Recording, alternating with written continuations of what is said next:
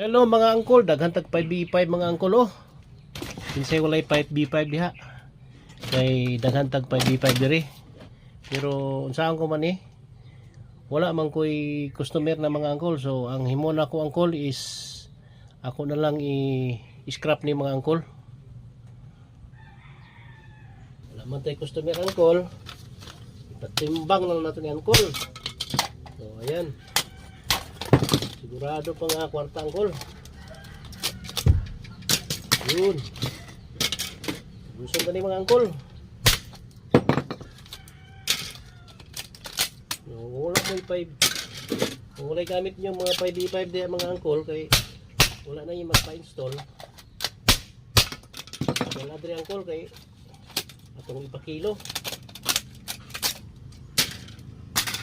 Ayan.